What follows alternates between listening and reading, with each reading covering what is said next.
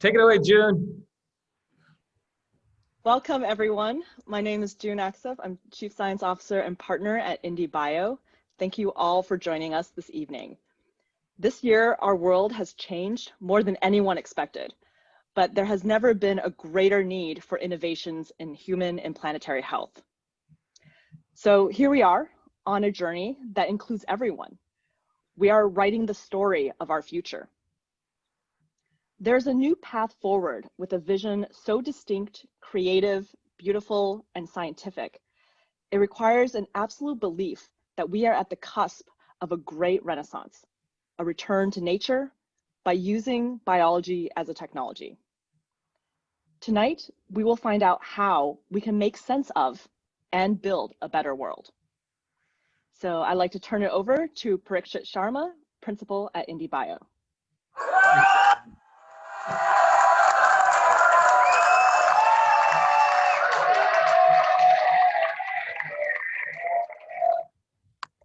So it all started last spring when Arvind and Poe went up a rickety spiral staircase to a dark loft in their San Francisco offices.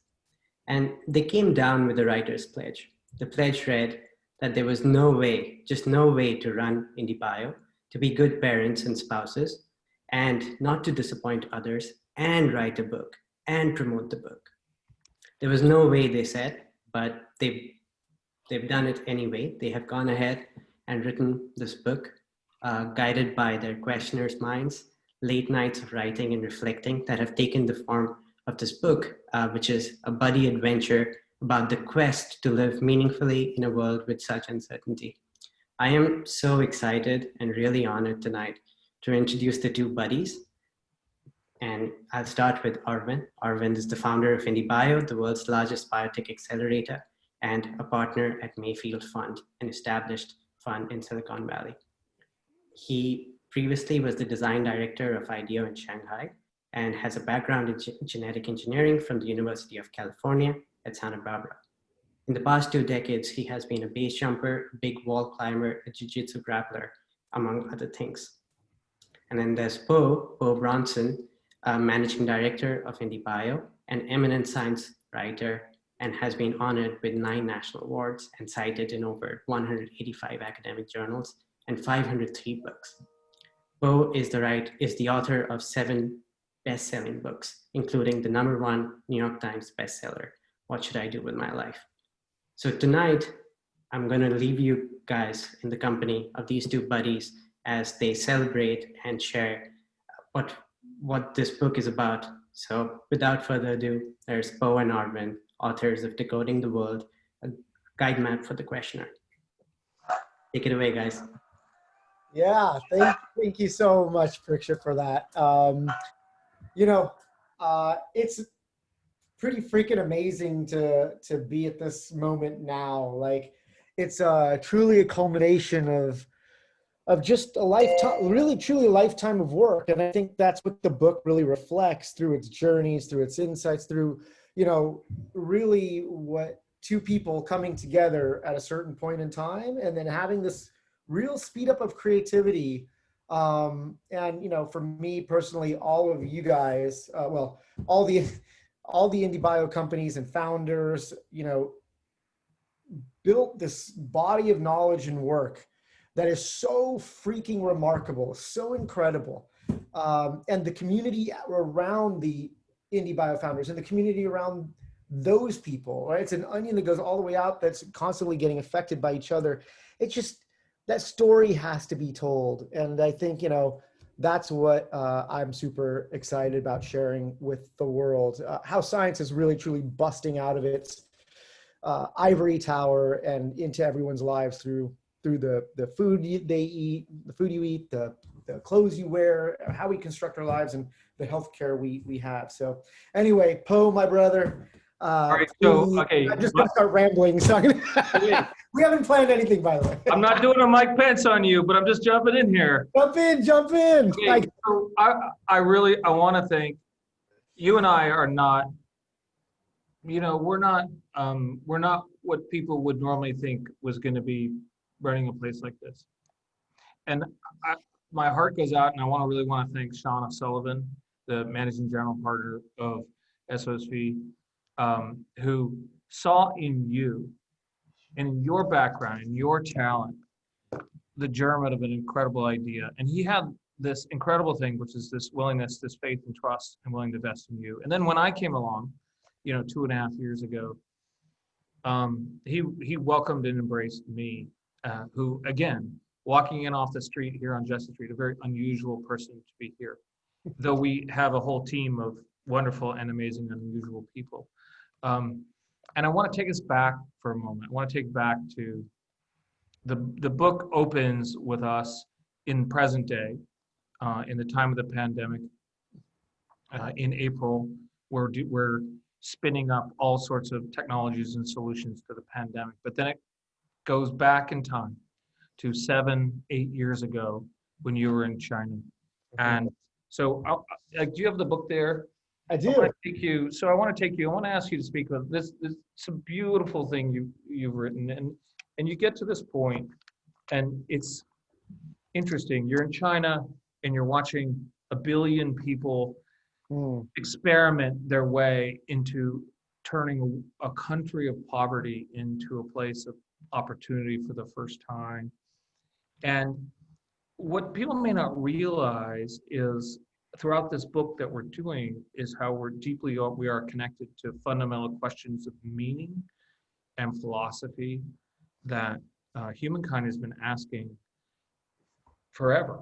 And you write about having this religious studies tutor.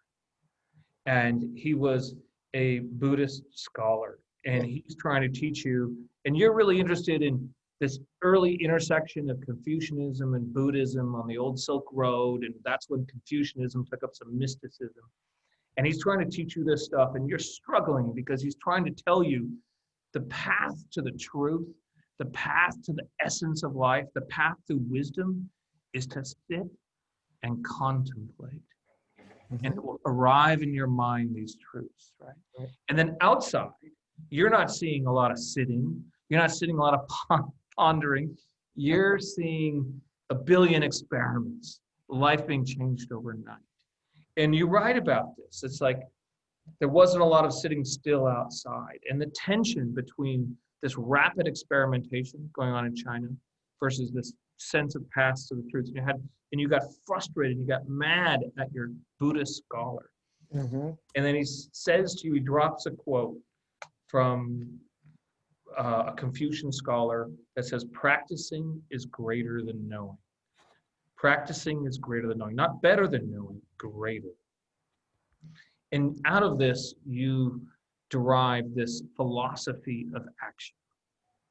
And underlying all this is this philosophy of action. Can you speak for a minute or look at that page and go back to this thought, such a beautiful moment early on in the book, to see this element of when you act, you learn. Yeah, it really was an important crystallization of everything that I felt that I didn't have words for. At this really critical point, right? Like, so in China, right? This the Confucian scholar, he'd come to the office, his design office, all glass and steel, in his robes and everything. And it was like the most anachronistic thing you could think of. And I would be dry erase boarding with him, and he's sitting there super calm and still. And I'm just like, and he's like, just chant all day and the answers will come. I'll be like, chant about what? He's like, you chant so you could empty your mind. The chant is immaterial.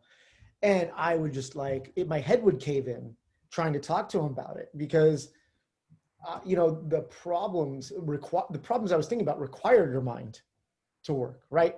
Whether it was designing a product like a stove for, low-income people in China, right? The electric hot plates. Or something, it's not something you could just empty your mind.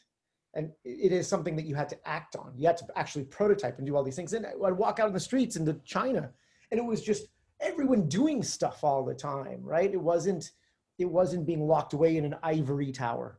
And it was just The ivory tower is where I saw everything go to die, in a sense, right? It's where stagnation happened. And when you don't have highfalutin ideas and you're just doing things to solve problems in front of your face, and you have a plan, you have a way to move forward. That's what it crystallized. And that there is no plan, just a way came out of that as well, right? Practicing is greater than knowing. Why? I remember back then, it was like Aristotle said I'll butcher this a bit, but it was like, there's 31 teeth in your mouth. And like for 2,000 years, no one counted. He was wrong. It's like 3 lessons. Repeated and repeated. It's repeated. And so it's like, if the first principle was practicing, you wouldn't go look it up in a book. And, I see that already, right? With people with Google at their fingertips, right?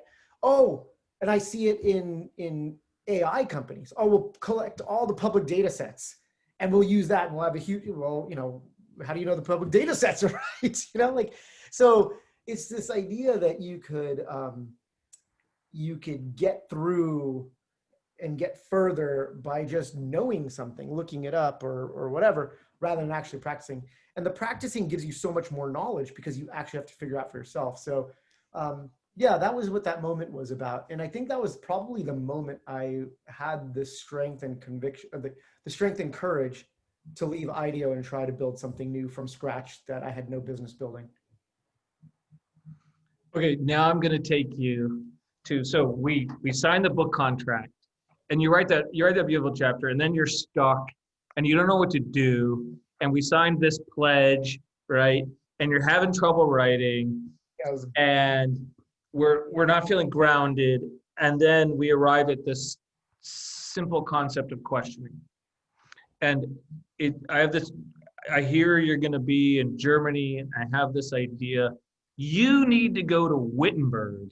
Arvind, I send you to Wittenberg on orders, where Martin Luther long ago wrote his 95 Theses, which are now permanently, bronzed into the doors there in Wittenberg. And you wander around Wittenberg, sort of recreating Martin Luther's journey on this hunch, which is interesting way to connect social transformations and technological transformations that happen. And you wrote the rough sketch. Find this go to page 82, and I'll start reading, and then I want you to pick up.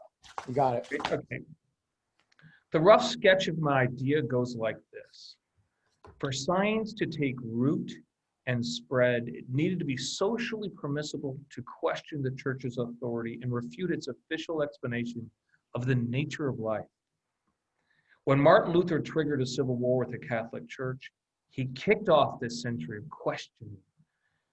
And then just read there and then a little short paragraph.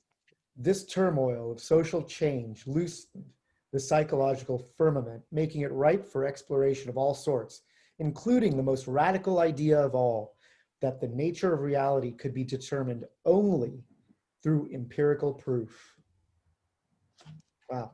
Well, in other words, the scientific revolution could not have happened unless there was a social revolution that preceded it. It's fundamental, Poe, and I think it was a great insight that sort of was generated again through practicing, right? Like you had this great hunch, go to Wittenberg. Oh, it's only 5 hours out of the way, Poe. Driving. It's only like I'm going from like Czechoslovakia to Berlin. It's like this big dog leg, and I'm like, all right, F it. I think there's probably something there. It'll be interesting. We'll see. And we go out there, and it's like you're driving through country, like farmland, and there's forest, and it's sparse, and there's a tiny town, and a little wild tiny town, and then you get into Wittenberg, which is a tiny town. it's like we see the church tower, and it's like barely higher than the trees around it. It's it's not like this majestic, these giant cathedrals towering over. And I, in walking around the town was small, like you said. There was a gift store with like all sorts of weird little trinkets in there. But I think the thing that struck me and led to this whole insight, right, was just how out of the way it was. It was isolated, and it kind of realized, right, like it allows you to be an outsider and have an original thought. If Martin Luther was in the Vatican, he would have, and he did go to the Vatican. He was appalled by what he saw. But if he was there the whole time, he would have been indoctrinated. He would have been like, all of his thoughts would have been wiped from his head. So, in many ways, actually, right, going back to the Buddhist monk, right? Oh, you just have to keep it out of your mind. There's a balance there, right? It's not about cleaning your mind out, but it's about protecting your mind. And I think the social revolution and the technological revolution are hand in hand. And that was the most interesting thing, right? When we talk about all the companies that we've done, like in food, let's just say, that's in response to climate change, a social revolution. We're providing technologically driven products for people to be able to make a difference in climate change for themselves, right? However small. I'll eat a veggie burger rather than a cow burger. But if you stack all of those up, you can start to make a real dent in the problem. But if that social revolution isn't there to drive the demand, you don't have a technological one. And I think like that's a very interesting hand in glove sort of duality. When we think about, technological revolutions all the time, that's our business as a venture capitalist. So, and as a technologist. So I think it always goes back to the same thing, right? Consumers first. So, that was a wild hunch you had. Well, I think what you're speaking to is this, creatively, as writers, as artists, we were like, okay, there's going to be some science in this book. Like we do genetic engineering downstairs right now, like, right? And how do we make it accessible to broader audiences that don't know any of it? And it was to defang it by understanding that we were just asking simple questions. Luther asked a simple question: should you really be able to buy your way into heaven? Right. And then we saw in this element of questionings, like what is beautiful, or where is the soul, or what is the meaning of life, or is there a way to not slaughter animals and still enjoy our meat? Like simple questions were at the core of what became to a lot of people seem intimidating, and that we're all capable of asking simple questions. Yeah, like the simple question. I think the most powerful thing I think we can do is ask a very simple question, but then take it very seriously. And I think in people will ask all the time, oh, where is the future of X going, right? Food, for instance, or how is climate change affecting people? Well, just ask the simple question. Climate change is happening. What can you do about it? And you will realize all the things that will have to change in the world in order to meet a consumer's demands, right? Change the way you eat, change the way you dress, change the way, and also a very simple question, but if taken very seriously and really thought through, you can start to see the future in many ways because it's something you can build against. And that's You're talking like a venture capitalist again. I know. You're supposed to be a writer, so I'm going to take you away for a second. Yeah. And rip the microphone out of your mouth. Good. And I want to talk about you pulled a really interesting thing in Iceland.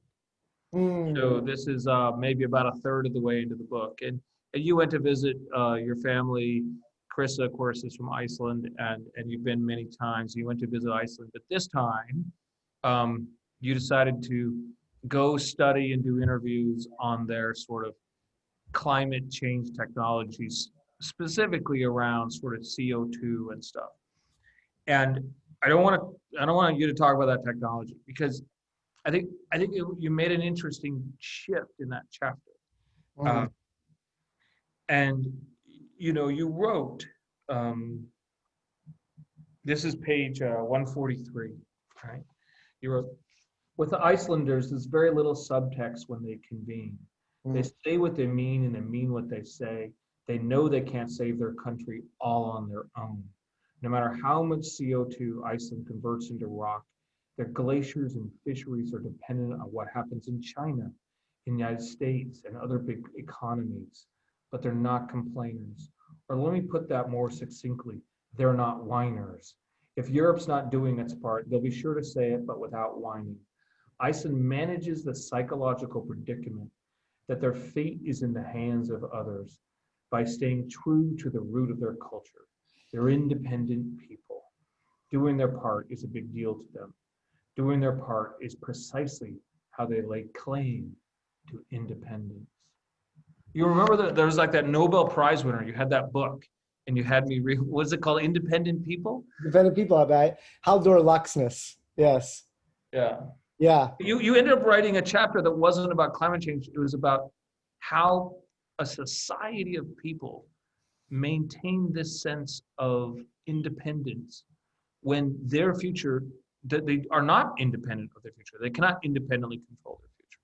Right. You can only control your actions and your response. And I think that's a very powerful thing. And that's how that chapter concludes, right? Was my, what would it be called? My niece, my niece, has a little, she wrote a message for her parrot, right? Like, if anyone finds this parrot, and we're all dead, like feed it, please. Cause, like that, there is a real power in taking control of your own response to something that is outside of your control. And that's what Icelanders do. And they do that so well. I think that's why they hit above their weight on the international stage. A country of 300,000 people, soccer team gets into, like is going for the World Cup and everyone roots for them. You got all these, amazing musicians coming out of there. They don't, they see themselves as independent and as capable as anyone because they own their own actions, and it's a source of pride. But yeah, it's kind of interesting, right? So at this point in the making of the book, at this point, I have been like traveling all over the world and like post like, you're not allowed to go anywhere. You're not, because you remember I was learning to write in that like, and you were starting to like have seriously have anxiety, like, dude, Arvin's not going to be able to pull this thing off. Like, and what was going through your mind at that point? Because I think that was probably the first decent chapter that I delivered, right? It was, and I wrote it on the plane ride back. It turned out to be like a way for us to start to really write this thing. I knew it was in you, man. And what you did is unbelievably beautiful and amazing. And it was my job to get it out of you. And sometimes I had to bring in the help. And one of the helps Yes. was Emma Watson and the Jericho group didn't want you to, you were like, man, I'm too busy to go to Venice, Italy. Oh, I'm too busy, right? And I was like, no, dude, you're going. And I was like, you're going because there's no other scientists there. There's no other VCs. There's no other investors. Right. They're artists. There's actors. They're artists. They're thinkers. But I was going to, and I was forcing you to go to Venice. Yeah. So you would force yourself for 4 days to talk to people where no one gives a shit how much money you spent or you've made or whatever, and like learn to connect with them. And you did. I mean, but tell us about that trip, because by all accounts, I mean, and you write the chapter about Wim Hof and the incredible chapter about breath, which is also an ode to Fight Club, Yes. which is also an ode to Kung Fu Panda. Yes, A kind of amazing and strange chapter. That was a fun chapter to write. Yeah, like it was I just met a bunch of artists, right, out in pretty well known artists out in Venice, and it was a convening of a and it was fairly life changing for me because I saw what the next generation really thinks about, and it was this real crux around identity.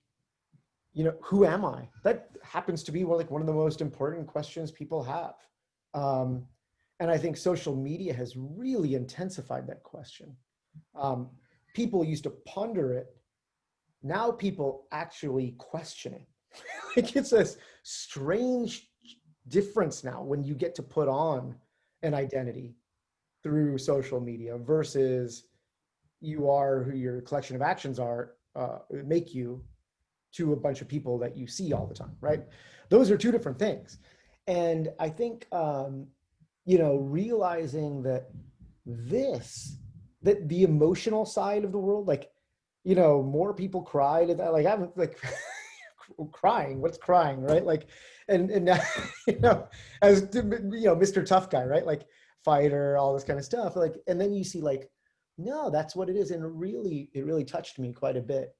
And made me realize kind of why we're writing this book and who we're writing this book for, and the optimism that we need to show and have, because you and I have that since we're working on solutions for all of these things. So it really, I was more vulnerable at that time probably than I have been in a very long time, because I was just surrounded by it. So you can't help become vulnerable. And I made dear friends there. And so, it changed. You remember that, right? It was a turning point for the book. It changed everything when it came back. Before that, it was how to build a biotech, right? and very much, and all the time, it was God, stop it. No one cares. And I came back and realizing oh, I see this is what actually matters in life. And that's when it allowed me to start drawing from our entire life, not just the past 5-6 years of building IndieBio, but really all the experiences we ever had that help us understand who we are and why we do the things that we do, and saving that, right? It reminded me of the Winston Churchill quote, which again, I'm going to butcher, but in World War II, one of the generals said, "Oh, we'll throw we'll take all the art and turn it into bullets if we have to, and we'll put, everything will go to war." And he said, "Well, then what are we fighting to preserve? What are we fighting to defend?" And that was very powerful. So it's the same exact sort of thing that I realized. Okay, there's a chapter. It's one of my favorite chapters. So I was going to show it. And go to the chapter. Oh my gosh. It's page 231, and I'm gonna make you read soon, dude. oh, okay, yeah, well, I jumped the gun on you here. I'll read. I know, I'm good. I'll read this. All right, this is by Arvin. Okay. You can see it. Arvin's little head. We use these heads throughout the book. Yes. Thank you, Krissa, for drawing them. Shout out. Yes, thank you, Krissa, for drawing the heads. Okay. So, and we do establish early on in the book, in a chapter set at a coal mine in Poland that's about James Bond villains, we established this concept of inertia, that what we're up against is the status quo, the way it always has been. And so this is and it's a very personal essay you wrote.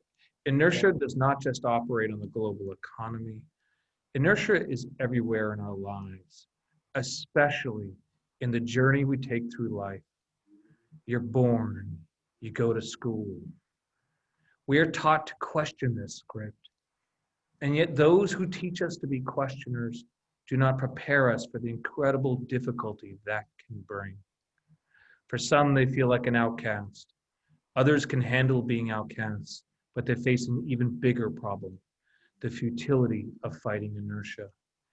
This sense of futility, this powerlessness, is at the root of so much self-destructive behavior in our society.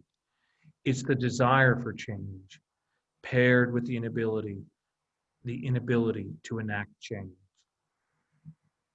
As a gray line, I mean, that speaks to a lot of stuff going on in our society, a lot of people's feelings of agency, feeling whether they can make an impact on things. And you're going after it there. And you're not speaking about today, you're speaking about a time in your life when you were struggling with this. Yeah. But you bring it back in a way that makes it echo throughout our time these days. Yeah. Yeah. You know, I struggled with this chapter for a long time. I wanted to write it very badly, because it's so easy to think that everyone slides, like from, success to success in life, especially today, right? When that's what everyone posts and stuff like that. And one of the reasons I work, like that I'm so driven now is because there was a time where I wanted to be driven, but I didn't have a motor, or like I didn't have a direction to drive towards. And how do you find that? I think is one of those fundamental questions that every single human being faces and has to think about. And it's not always easy. Like sometimes, for instance, for my sister, she just found that right away. She knew she wanted to be a doctor, a surgeon, and did that and loves it. And she's, a top surgeon, and that's great. And she literally loves what she does. And it was hard work, but the question wasn't as much of a struggle. For me, the question of where to apply yourself completely consumed me for several years, almost destroyed me in many ways. Let me read, because you wanted me to read. So let me read like what you wrote about I this. just read your stuff. Yeah. But like you're just not quick. You're not quick enough on the wit there, man. So what Arvind describes in this chapter is this period of life where he got into base jumping, and he was jumping off antennas and bridges, and he describes this brilliantly. This sort of like the whole goal is not to jump off something taller and taller and taller. It's to jump off something shorter and shorter and shorter to where you have much less chance to like pull that ripcord and save your life. And this is the way Arvind writes about this. It's really fascinating because when he was doing this, I know, having talked to his sister and his dad, how much his family was in pain watching this Arvind go through this, even though Arvind was experiencing it quite differently. We're born, we go to school, life is given to us. We don't choose it, it's chosen for us. This entire equation changes when you jump from 24 stories. The world is hyper-realistic in that moment, peaceful, silent. You feel the turbulence of your body through the air as you accelerate. Lights twinkle and dance off the water on the bay. The traffic from the bridge drones a dull brown noise. Then you must choose life and reach for the pilot chute. To all who knew me, it appeared I was destroying my life. Maybe, but I never felt more alive. I was learning to choose life. Over 260 times, I chose life, when if I waited a fraction of a second to decide, my life would be taken. My muscle for choosing life got stronger and stronger.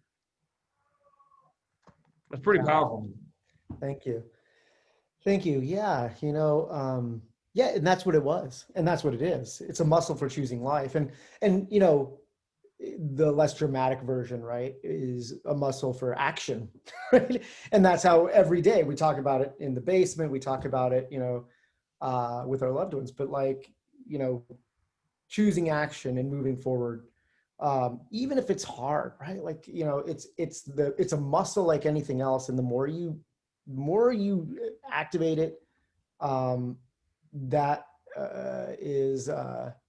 that's something that really, all of a sudden you're able to do a lot more without tiring, right?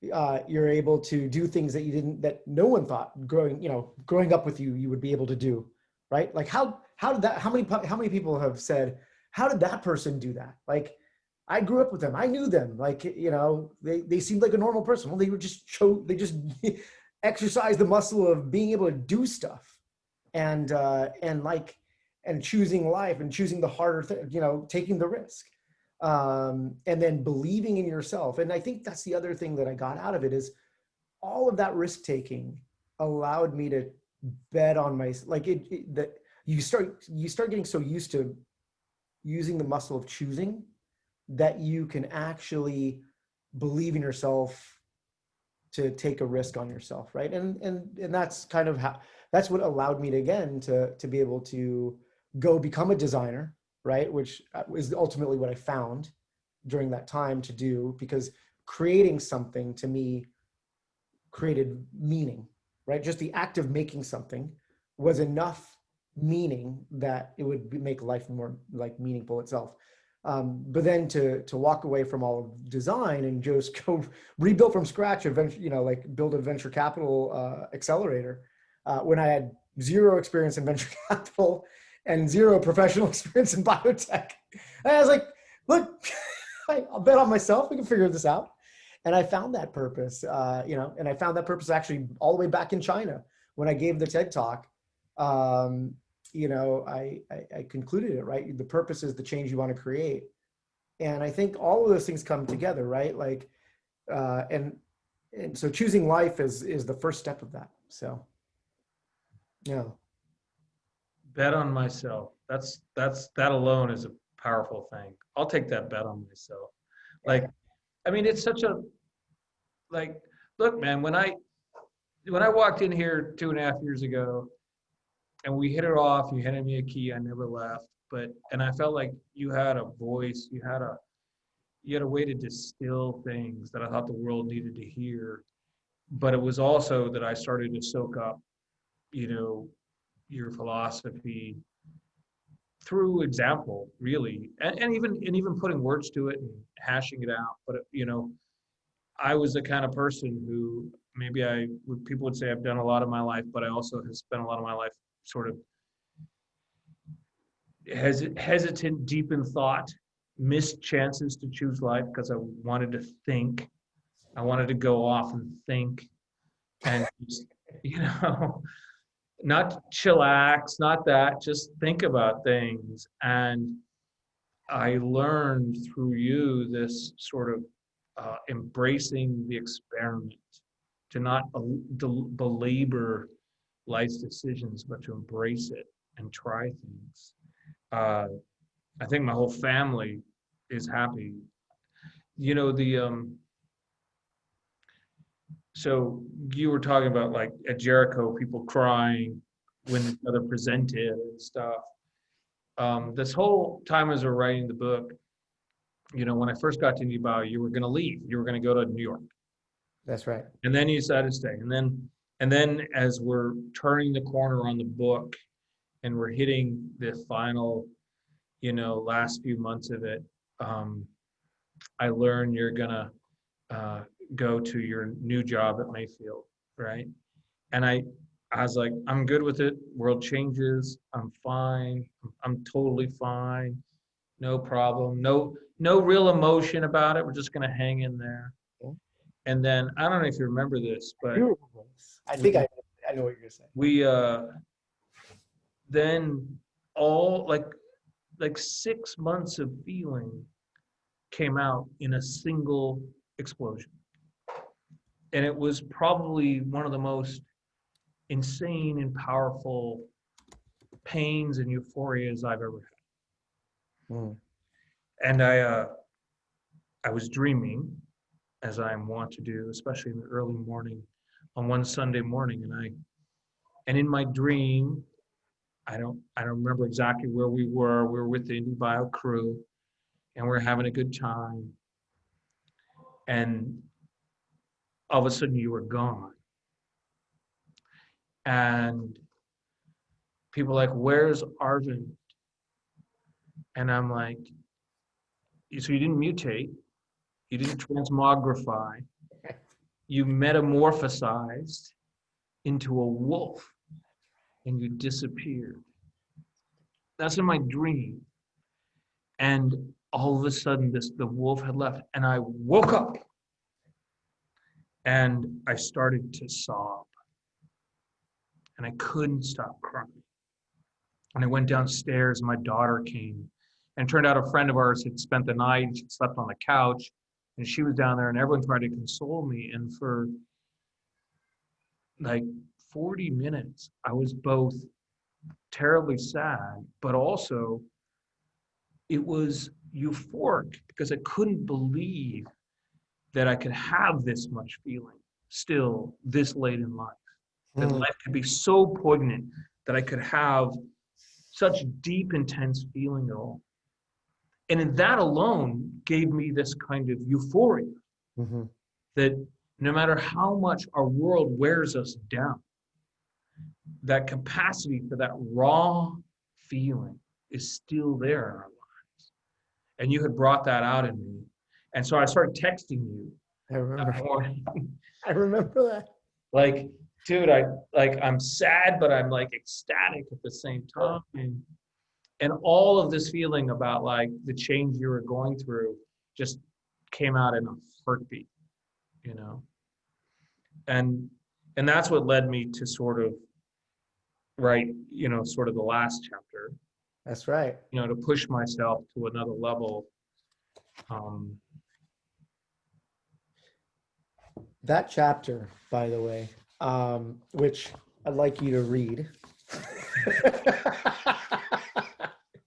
let me open the book karaoke. On good days, this is Poe's chapter, which is The Parasite by a Modern Kafka. And I'm just randomly picking a paragraph because I did not prepare a paragraph for you. But I'm just gonna grab a paragraph here. On good days, Greet and Gregor felt entirely human, normal. At night, they hung out in Old Town Square with friends and eat kielbasa sausage and drink beer. On bad days, they feel isolated, lonely, the beetle coming on. Thank God for Spotify. Sometimes Greet didn't leave her room. So I think and the most important, why don't you read the next sentence? Okay. Inherent to their quest is the notion of their soul. A better life is defined as one that nurtures this soul. A worse life denies or cages the soul. It's a pretty simple equation. But this soul is hard to find, hard to feel. So this chapter you wrote is all about where is the soul. From a biotechnologist scientific point of view.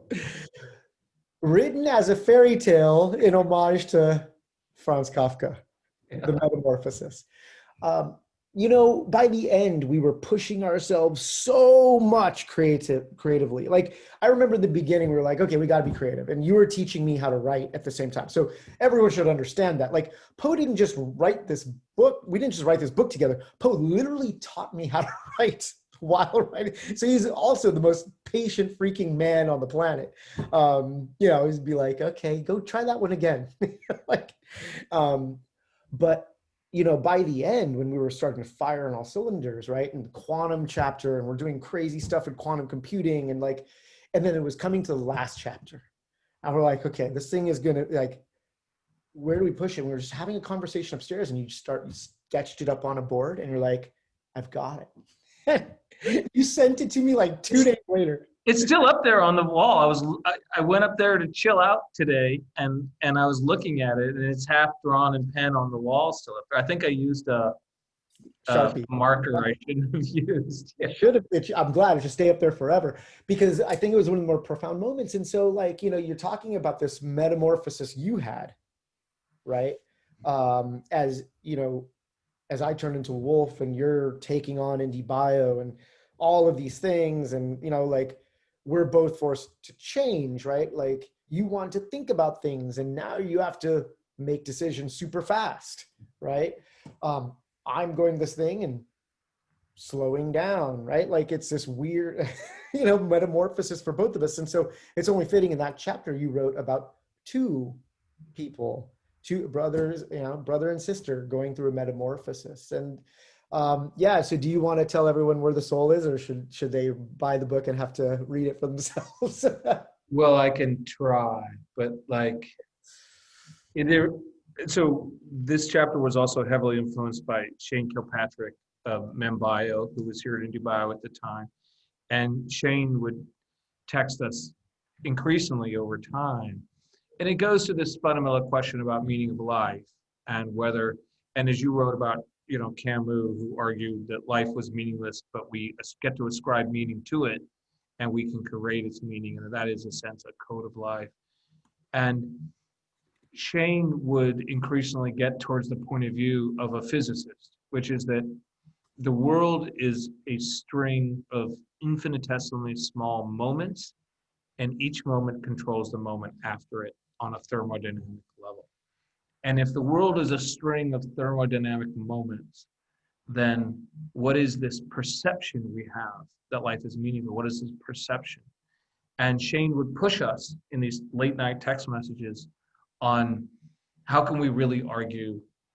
And we were struggling to both be scientists and to respect the integrity of science, while at the same time respect the part of our hearts that refused to accept that argument, the part of our hearts that wanted to say, I think, therefore I am, right? And struggling with that dynamic, I saw in there that it was actually asking an eternal question, which is, where is the soul? And if you take apart the bodies of Greta and Gregor, and you look through them, not just like anatomically, but down to the genetics, you still never sort of find the soul. Yet we still have this perception that it exists. And Gregor and Greet are in the hospital, and they've been taken apart and put back together, and no one could ever find their soul. And they feel like they represent sort of Generation Z. As Generation Z, the world is now thinking, these kids have no soul. And one day the nurse walks in, and Gregor and Greet have metamorphosized and have come out of the chrysalis and have big butterfly wings. And Greet dances to the window and jumps out and bobs in the air. And the nurse comes in as Gregor's there. And he asks her if she'll tell the doctor something. My soul is not in my wings. My soul is in where I fly. And that as we express our soul, it's the choices we make in life, and it's where we go and what we do in our life that manifests that soul. And I don't know, it's like when I wrote it, it was like, oh, good. People, like, I think again, it goes back to these metaphysical, for me, it's such a perfect ending to the book, because we talk about choice, action the whole time. And then it ladders that's the soul. It's the sum of your actions. Was she a good soul? Was he a good soul? How do you know? How do they act? And that, to me, is when you wrote that, I was just blown away. I was blown away because it so beautifully summed up everything, right? In a fairy tale, and truly in an insight. Right? In an insight that what we call the soul, what we ascribe to be the soul, is really a collection of our actions, which demonstrates who we are. So that was that was amazing. and so I write that chapter, and Arvind texts me because he reads the chapter, and he's just kind of like he's like saying his thing, but what is, you text me this brilliant, like, he reads the chapter and he texts me A's, C's, T's, and G's. How do I know me is me? Right, the text messages. I totally. A's, C's, T's, and G's. How do I know me is me? The book is full of text messages between us. There's a chapter where I just stop it in the middle of the chapter because I admit it was an experiment that failed. We pop into each other's chapters and interrupt each other just like we do in real life. We go back and forth in chapters. We strand each other in our chapters. And in the middle of the book, we anchor in the very middle with these sort of fairy tale, like we called them dictums, Yes. truisms. Some could find them pithy. We didn't. We found them anchoring and central. Pick one. Pick one. Yeah. Well, the soul is in where I fly is one of them. Yeah, I already did that one. Yeah, okay. I gotta open up the, yeah. And like, just so everyone knows, right? Like back in those text messages, Poe and I wrote most of this book via text, not the actual prose, but the ideas and all of this, we would just text each other for hours. I don't know why we wouldn't just call, we did call each other too. But Well, it was late at night. It was late at night, usually yeah. between like 11 p.m. and 2 a.m. Yeah. Let's see. Okay. Here's one that I think is important. Nobody is an expert in the unknown. Right? I used that today. I used it today. I was virtually in Brazil at a conference of like 8,000 people at StartSay, which was amazing. Oh yeah. And then they asked about like, did people have the future? And I was like, nobody is an expert in the unknown. There you go. So many people want to surround themselves with experts or find comfort in expertise about something they don't understand. But if it's about the unknown, that expert their guess is as good as yours. And that's going to be it often's worse because an expert tends to have a bias towards thinking that if they don't understand it, it's not possible. And I think there's a real danger there. And I think that's why outsiders, going back to Wittenberg, why was it an outsider who caused the schism, who caused revolutions? The outside, it's really important, like, to have this open mind, about everything in life. And then all of a sudden you'll be shocked at what's possible. Okay, we're like, we've wasted this whole night away on these people. Let's take some questions. Yeah, questions from the audience. And everyone, thank you for hanging in there with us and listening to us banter. All right, questions. Let's see. There's a Q&A thing here. You can use either of them, yeah. Okay, here we go. Let's see. From Hudson. Marvin, what is the most surprising thing you learned about writing? Okay. Well, the most surprising thing, here it is. You don't write about what you know. Like, you're not, and this Poe taught me earlier. It was such a good lesson. And it's actually what's kindled my love of writing. Why we want to write more books, even though it's hard work and I have to do it between like 10 p.m. and 2 a.m. You write at the edge of what you know, and then you go past it and go learn something and bring the reader along on that journey of learning. And then it sparkles. And it's a complete, it blew my mind when we started to, like, I went from being like some of the earlier drafts of stuff, right? Over muscled, heavy, like, okay, this is how this shit works.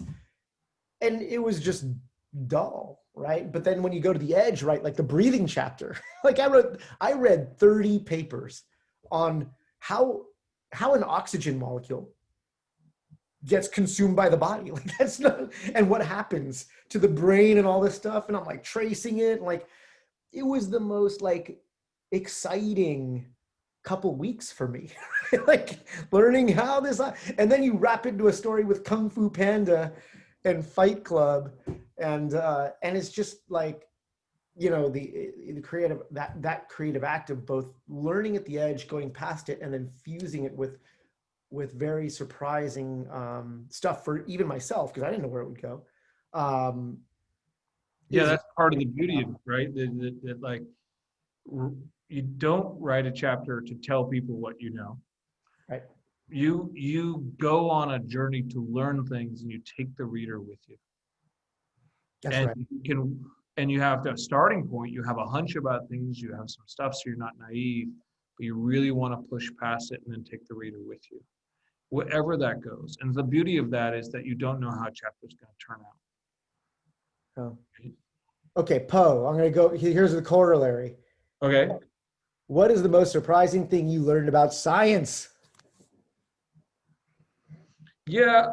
So surprising thing I learned about science was, and it is like my penultimate chapter, and the people at IndieBio know that I'm kind of an RNA fiend. This really came from working with David Saltzman at Gatehouse and reading the long history of that work. And I will say, I actually go so far, I should show the cartoons. Here it is. So I actually, to write this chapter, I created cartoons at the IndieBio TV show set in the Galapagos, where I am interviewing Charles Darwin. And I'm doing that because Arvind just interviewed Tony Stark in his chapter on artificial intelligence. So I figured if he could interview Tony Stark, I could interview Charles Darwin. And I have Charles Darwin acting like Dennis Hopper in Apocalypse Now, where he's like, it's all about small RNAs, man. It's all about small RNAs. It's all about small RNAs. And I think it was this fascinating idea that we are, Auguste from Microgenesis, she's from always talking about how when we kiss, we are exchanging RNAs. Ooh. And that small RNAs are basically turn genes on and off in our body. Think of our genes or the proteins as big machines, but you need a little hand tool to turn it on. And that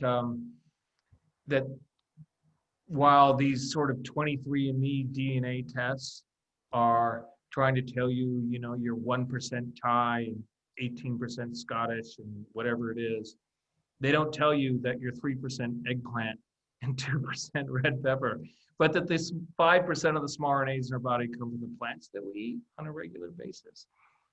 And the idea that we're essentially constantly trading genetic material at all times was like a realm that, that gave me strange delusions for a period of time. I call it the forest of resemblances.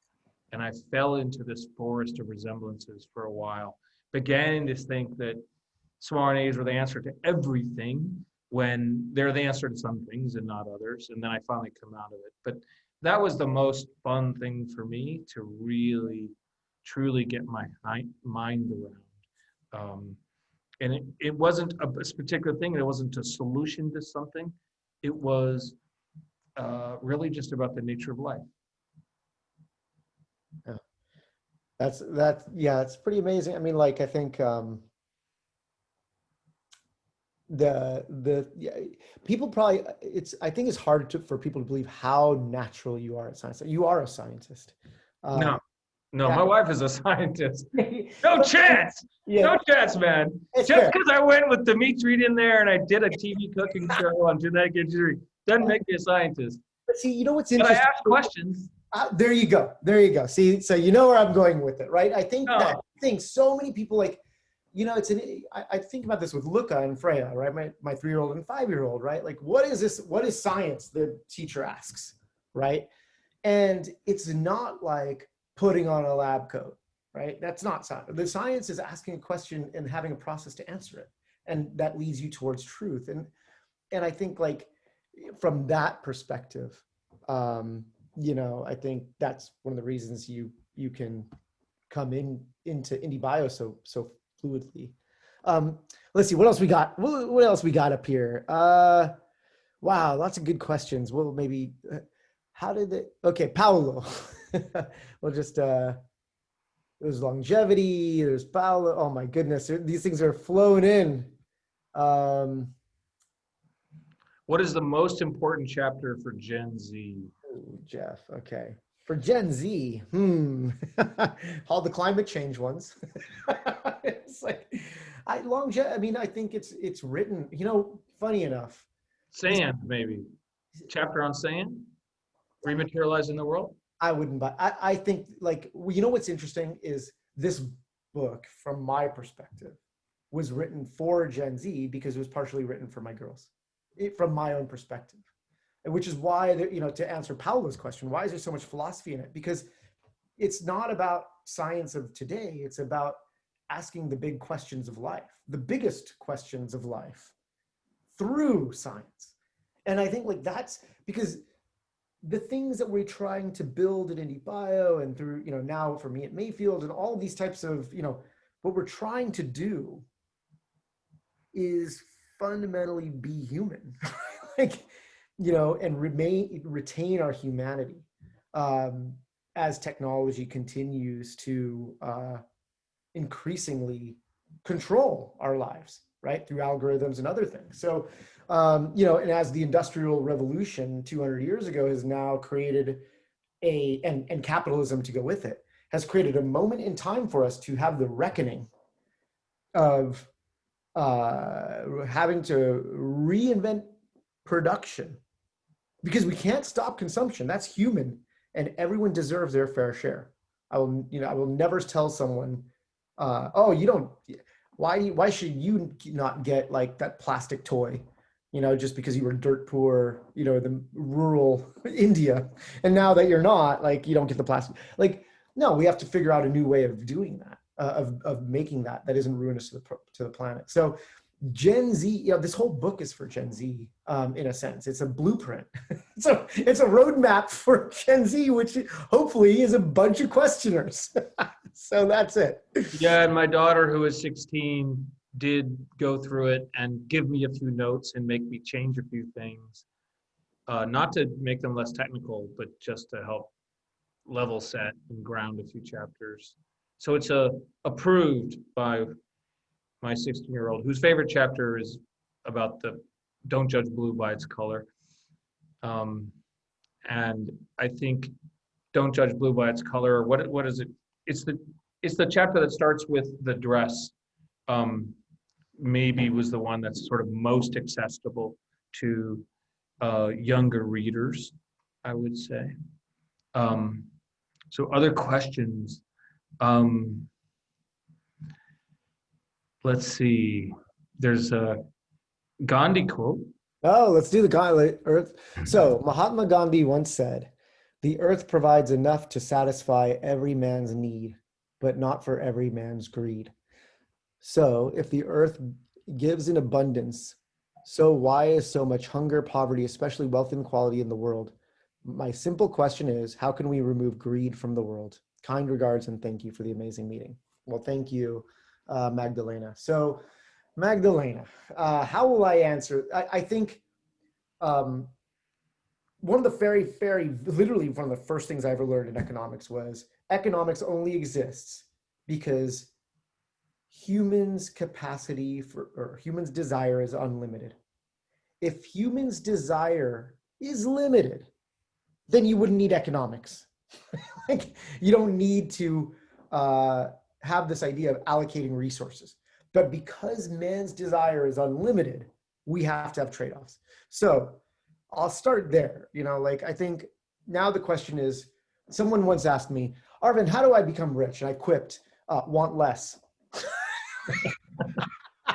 It's back at IDEO, right when I left options trading. And so want less, now you're rich. How hard was that? And I think, and it's a quip because it's funny because everyone knows how impossible it is, right? So yes, I agree, right? Like, sure, absolutely. But how low do you want to go on Maslow's hierarchy, right?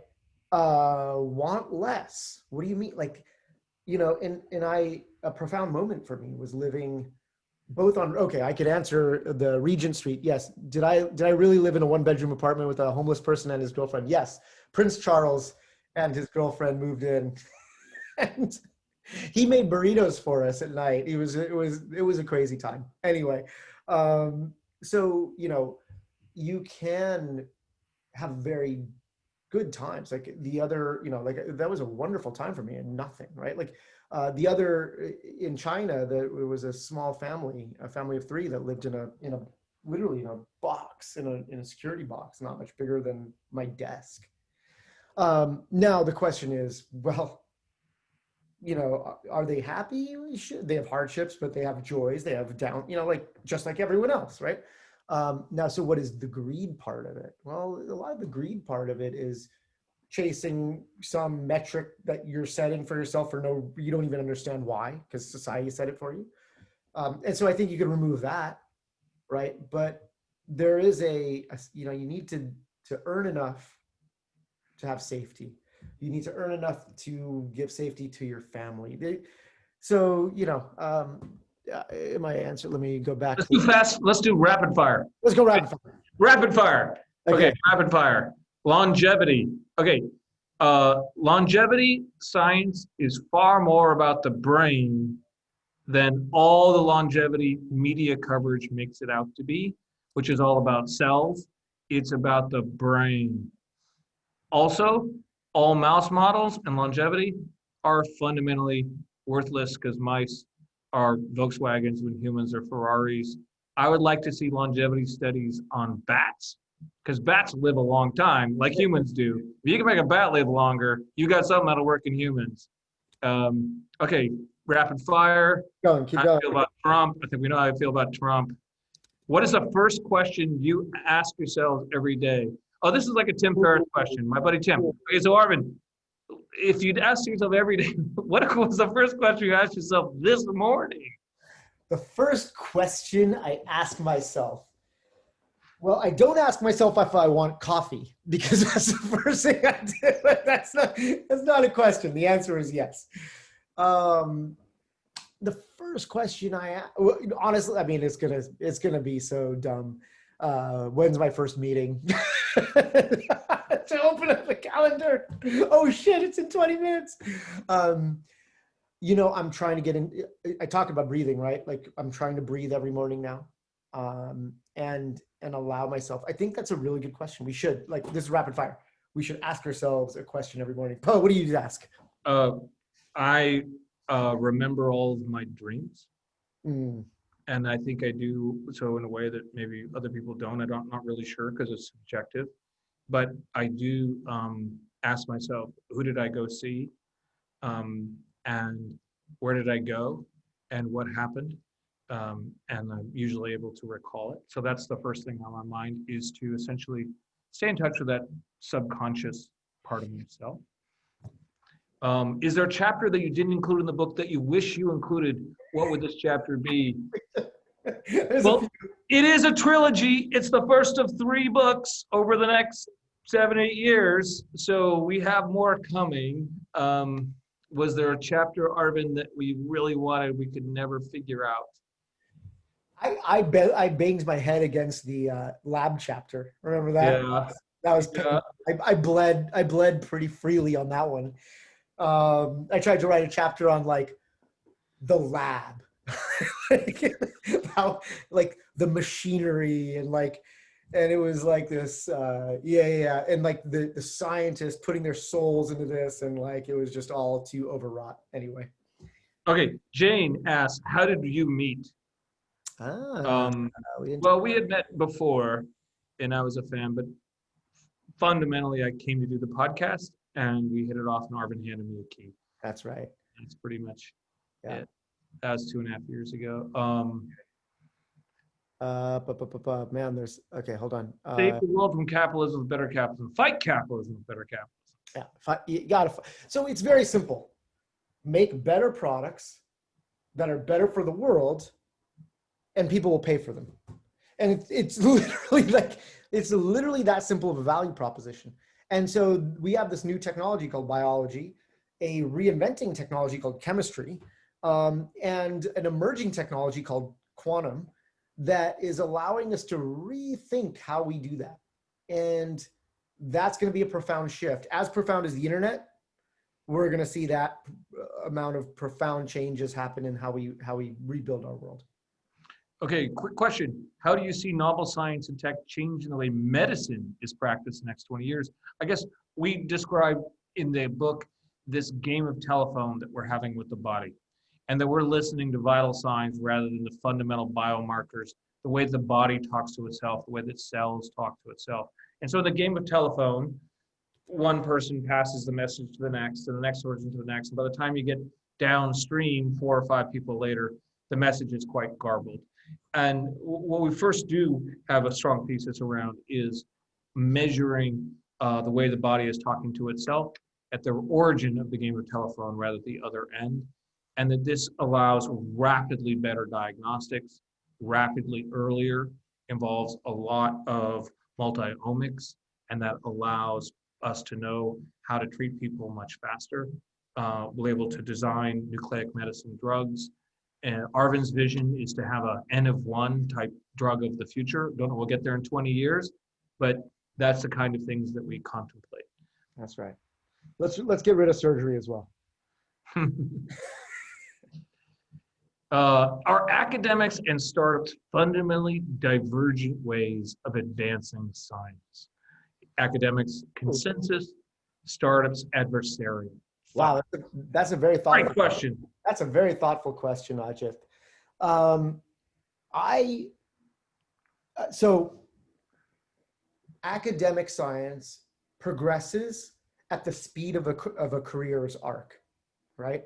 And so all academics are thinking in terms of their career, right? Which is 30 years, 40 years maybe. And so all their experiments lead to other experiments that they learn, and you're rewarded by publications and citations, right? And so science, to get published means your work cannot be too risky, i.e., well, this may work, it may not work, I don't know, we'll see. But if it does, it'll change the world. No, it's like, okay, well, will this scientific question, will this work or not? And it better, and what will you learn if it does?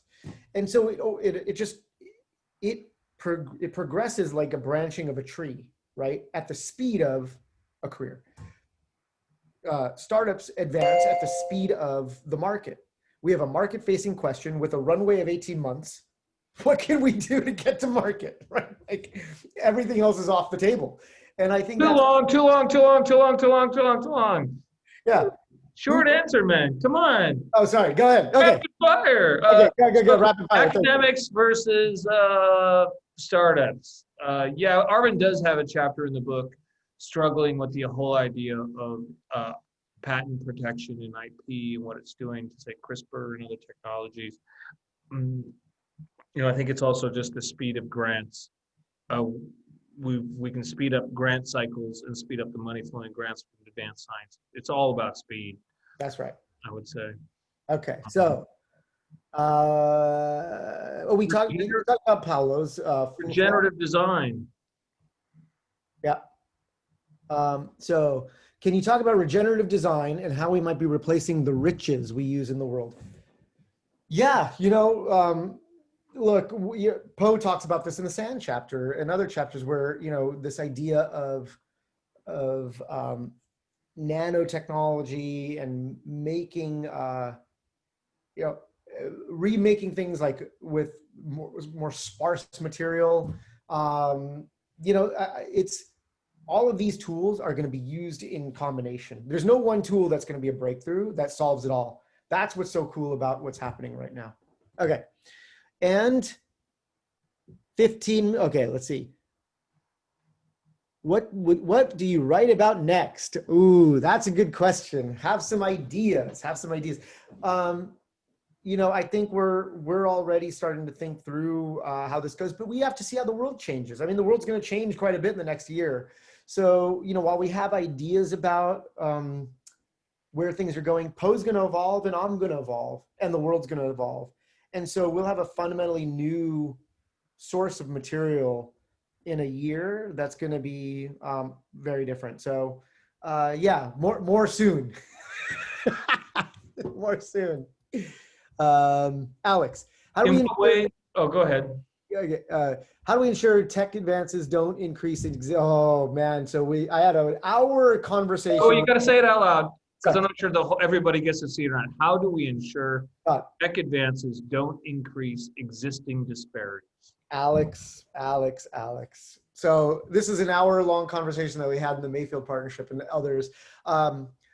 Look, fundamentally, technology has a very low marginal cost of product development. In other words, it costs some money to make the first product, but then it's free for every other one. What that does is it allows you to have very few employees that make a lot of money.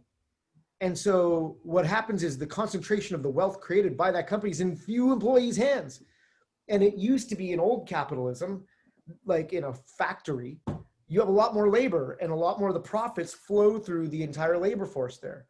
And so technology is fundamentally concentrating capital in fewer people's hands. So I'll give you an answer in the next book. Maybe that's a good idea. All right, trying to keep it fast here. Oh, I'll also say something. Raise the minimum wage to $15. That'll do it. There you go. It's not so hard to put a few money in working people's pocket. It's not that complicated. It's not that hard. I agree with you. I used to not think that way when I was in college, but I am a firm believer in raising a minimum wage now, just because of technology has shifted the way we have to think about capitalism. And that's something no one talks about. In what ways your individual thought processes influence each other's writings in this book? Ooh. Would you say hammer and nail? Would you say Oh, sword and I'm the scrap? nail. Like, well, I'm the nail.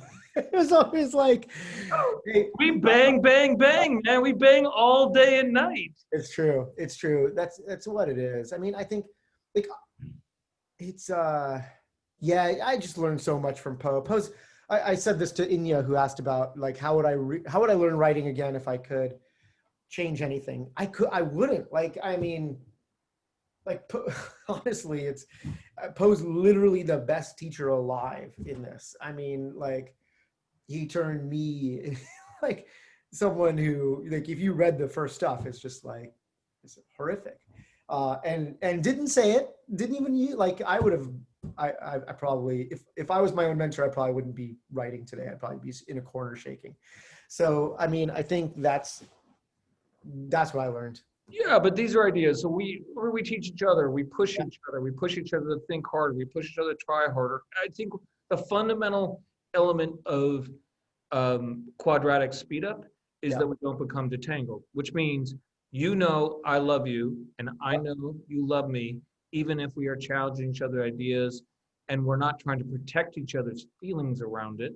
Yep. And we enjoy that sparring. Arvind is a fighter. He trains jujitsu all the time. I have gone to his gym and done it with him. But and I'm just a lover. No, because I used to be a pugilist myself. I was a boxer, and I love I don't love sparring. I don't have any interest in affecting anybody else's, like making people feel bad. I hate that part of it, but I love it, and we can exchange ideas super rapidly and look for the better idea. The fundamental thing I believe I try to do is always look for the best in something.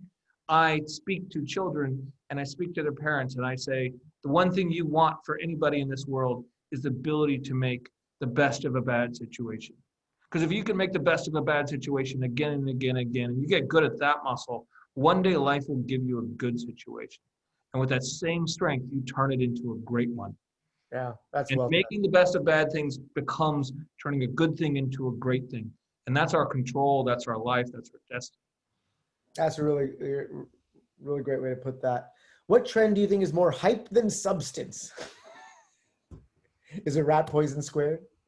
Oh man, the Bitcoin chapter was, okay, maybe, but it was fascinating to write. Wasn't it? Bitcoin. It was fascinating. We got connected to these. Oh, you got to tell about Crypto Joe. So we put a chapter about Bitcoin, and Arvind starts out with the line, First time I met Crypto Joe, he smacked me in the face because you met him at the gym, right? That's right. It's so yeah, Crypto Joe, who was at that time known as Tall Joe because he's like 6'4". You know, we're both training MMA, and yeah, I mean, like, you know, we just sparred. The first time I met him, we were in a cage, and you know, he's rangier than me. At El Nino. El Nino is the MMA gym that Gilbert Melendez and Jake Shields train at, and so I train with them. And so it's a hard-nosed place. Like, it's not a school; it's a training center, and it's called as much. So Crypto Joe, well, Chal Joe was a good fighter. I was building the office for SSV in San Francisco, so I rented the space that Poe is sitting in right now. It's on Jesse Street, which is hard-nosed. So I was like, okay, let's get, hey, I need someone at the front desk. Lightning round, man. Sorry. Lightning round. Crypto Joe becomes the doorman, Yes, and then he goes on to become Crypto Joe. He's a legend, and he's a whale. that's And right. I would say that we're not answering the question because we kind of went into it thinking that's hype, and we ended up coming away with a lot of deep respect for the whale's long-held holding position in that Bitcoin and owning Bitcoin is fundamentally a bet against centralized governments and their governmental stability. And there's a lot of investors who want that kind of hedge against it. So we didn't answer the question because what is more substance than hype? That's a good one. That's a good one. What is more substance? Carl, bringing the heat. Carl, yeah. That's how you know someone has a lot of experience. Yeah. So I'm gonna knock one out. do it. Abhijit, I'm gonna read some of Arvin wrote. So, do you agree that bioengineered robots will take over human capacity one day? What would society look like that day? That's pretty much chapter 31 or 32, chapter 30. But Arvin ends it, and he wrote this in his childhood bedroom. Oh, yeah. And this is the end of this chapter on artificial intelligence, which is basically exploring this idea of, is AI going to attack us? So it's not AI we have to fear. I'm aware there's a vague sense of chaos in the world, but I don't think AI created that. People did. Sowing chaos was just their game plan. AI is just good at finding hidden patterns, and its surface patterns we humans had kept hidden. AI is just a mirror. It showed in the mirror who we really were. It didn't make people hate. It found the hate we were trying to hide. It didn't manipulate people into being mean. Their mean streak was simmering all along, which is dark.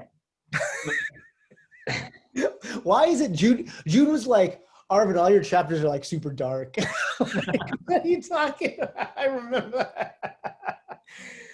Yeah. No, I think, you know, I could here. Why don't I answer, like, talk to Carl and and then the other question, which is unknown, that experts in a particular domain would be able to better understand how the domain would evolve. I think what ends up happening oftentimes, like with AI is there's a lot of substance there that people don't understand. You know, like because it's hyped. So, like, you know, and the AI chapter is about getting to the actual substance underneath it. And I think that the key is experts always overestimate how fast change will happen, but way underestimate how profound that change is, right? Every single time.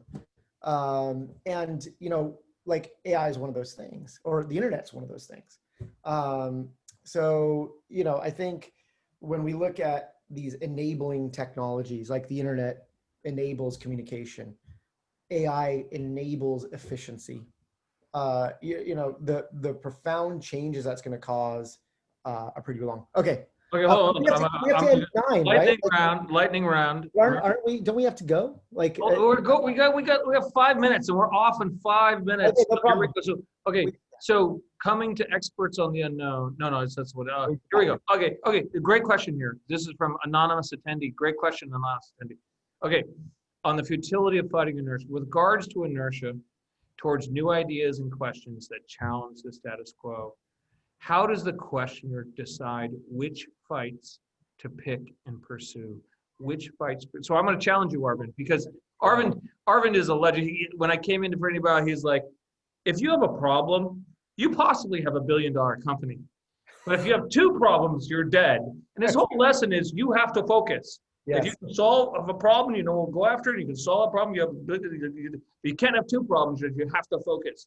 At the same time, you built a system where you didn't have to solve one problem, Armin. You built a system. Right. You have 136 companies. Like, you built a rapid fire system. That's right. And arguably, you didn't follow your own advice. We are attacking 136 problems. Right. And we're not dead. But so I want you to struggle in a lightning round way with which fights to pick and pursue. Man, so I built IndieBio on the back of Oppenheimer's insight. So if you read The Making of the Atomic Bomb, Oppenheimer, to cause ignition, right? The ignition problem. How do you actually set off the chain reaction?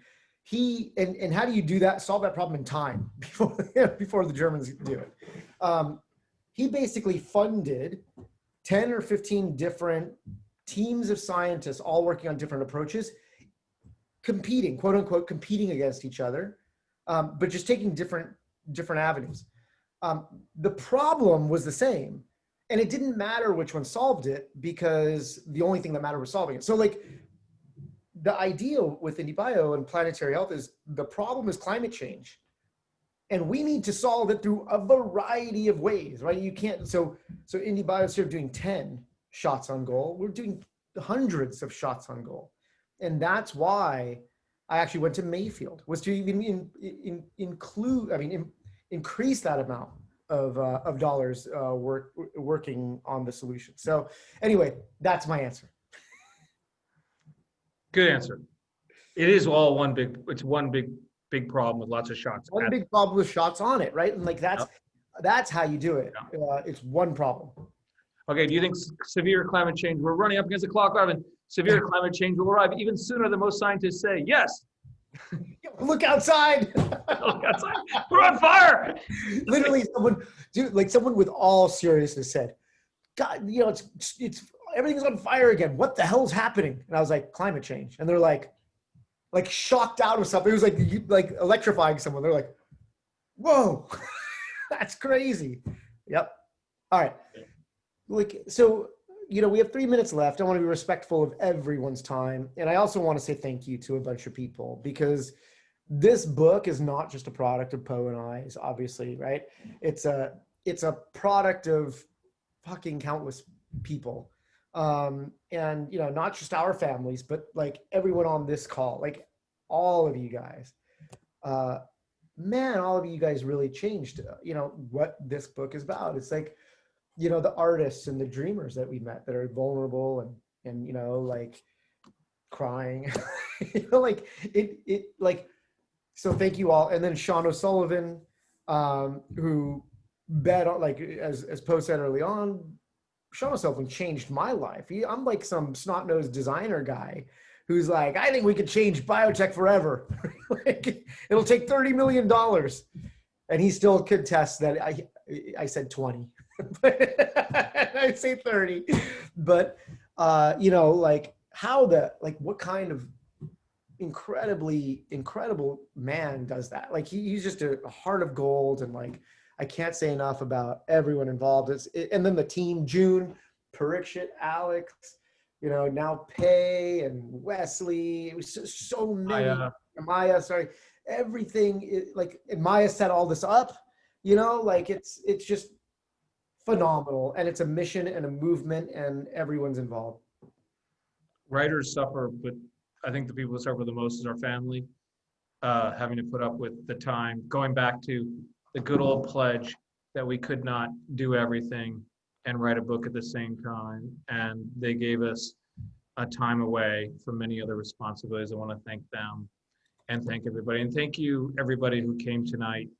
I hope you get a chance to tell your friends about the book. There's links in the chat if you want a signed copy or send one as a gift. I've written 8 books, and this is something, it mined my creative heart in a way that I had never quite reached before. And Arvin dragged me along on this journey. He's still base jumping, still taking us all with him. And it's never been more fun to choose life with Arvin Gupta. Likewise, Poe Bronson. It sounds like the end, like that's it. And I'm out. I love you, bro. I love you, bro. You, man. I think, it was so funny with some interviewer the other day, like we were on a podcast and she's like, this is like a love story. I was like, sure, I'll take that. Thank you all. And please drop reviews and tell your friends. It's not easy to launch a book right now. So thank you all. Yes, we read the audiobook. Yes, Jane. Good night. Thank you. Bye. Bye-bye.